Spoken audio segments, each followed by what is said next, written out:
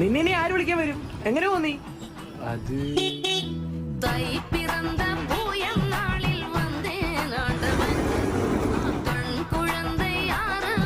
എവിടാ വീട്ടിലിറക്കിയാ മതിയോ? എന്നെ ജംഗ്ഷൻ എവിടെ പോവാ?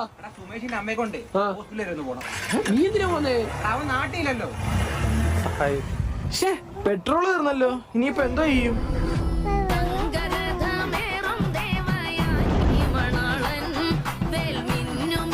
എടുത്തിട്ട് കുപ്പിക്ക് തരണേ, ആവശ്യം വരും.